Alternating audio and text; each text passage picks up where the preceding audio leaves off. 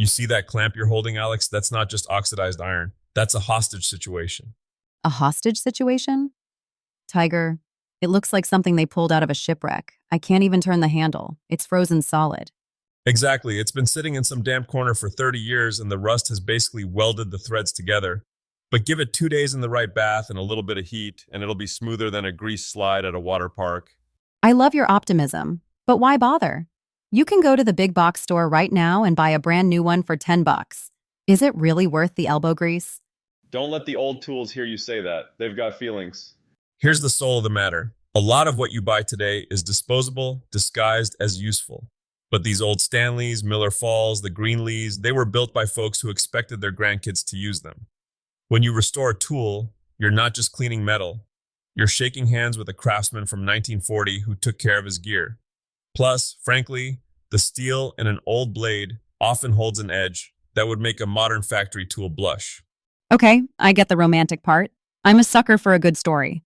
But for someone like me, or our listeners who aren't trying to start a museum, where do we even find these hostages without getting ripped off? You've got to develop Rustar.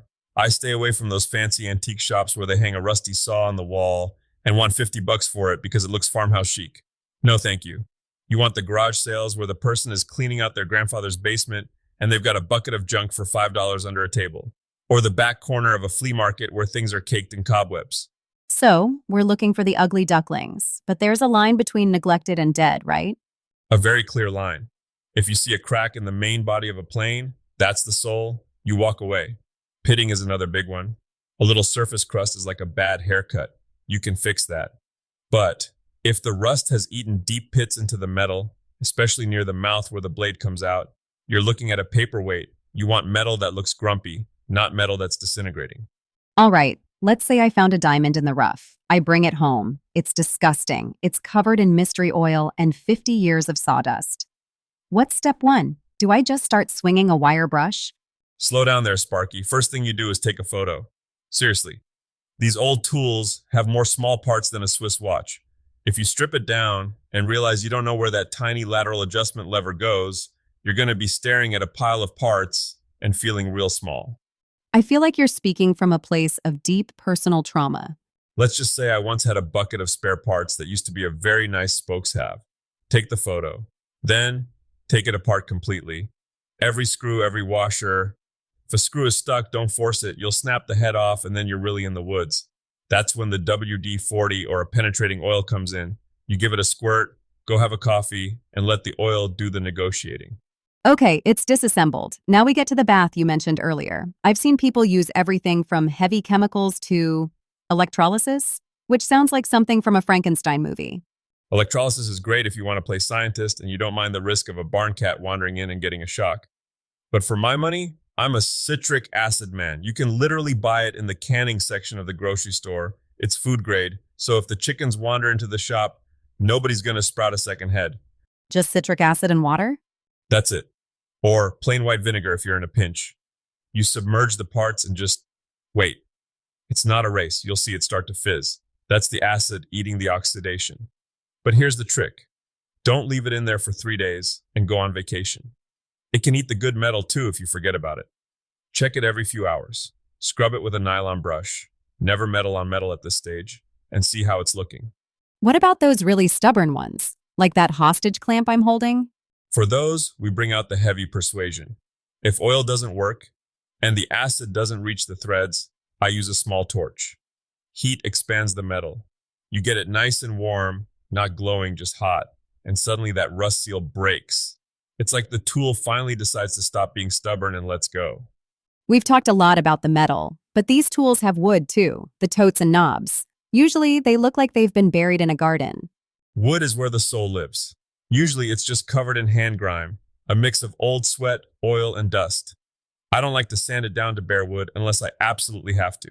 I use a little bit of mineral oil or even a citrus-based cleaner. If the finish is totally gone, maybe a light touch of zero rosin steel wool and some paste wax. You want it to feel like a smooth stone in your hand, not like a piece of plastic.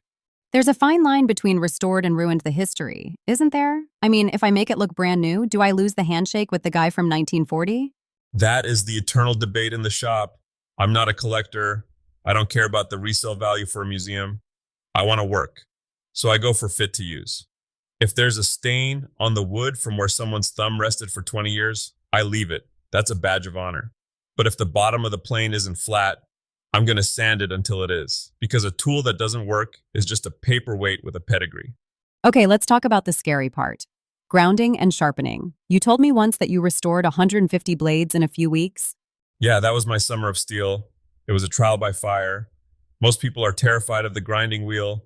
They think they're going to ruin the temper of the metal or lose a finger. And I mean, both are possible if you're being reckless. Well, that's encouraging. Listen, the secret is patience and water. You grind a little, you dip it in water to keep it cool. If the metal turns blue, you've gotten it too hot and lost the hardness.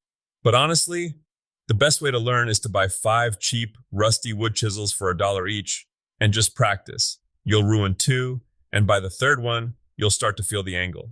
It's like learning to ride a bike. You can't read a manual to learn balance. You just have to wobble until you don't.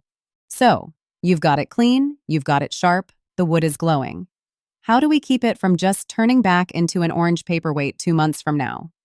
My shop gets humid in the summer. Rust is the hunter that never sleeps. Once you strip off that old patina, the metal's naked. It wants to oxidize immediately. I use a high-quality paste wax or a product like BowShield. You rub it on, let it dry, and buff it off. It creates a molecular barrier. And for the love of all things holy, don't leave your tools on a concrete floor. Concrete breathes moisture. Keep them on a shelf, or better yet, in a wooden cabinet. You make it sound like a lot of work, Tiger. Why not just buy the new one? Give me the real why. Because when I pick up that Stanley number 4 that I saved from a bucket of junk, and I take a shaving of cherry wood so thin you can read the newspaper through it, I feel like I've earned that shave. I didn't just trade money for a tool, I traded my time and my care. There's a different kind of respect when you use something you've brought back from the edge of the scrap heap. It teaches you how the tool works fundamentally. You aren't just a user anymore, you're a steward of that tool. It makes the furniture you build with it mean just a little bit more. All right, fine. You win. I'm keeping the hostage clamp, but you're showing me how to use the torch. It's a deal. But eye protection stays on, Alex. I like your face the way it is. Fair enough. Well, folks, if you've got a rusty ghost in your garage, don't throw it out. Give it a bath, give it some love, and see what happens. You might just find your new favorite tool hiding under all that orange. Until next time, stay sharp and keep the coffee hot.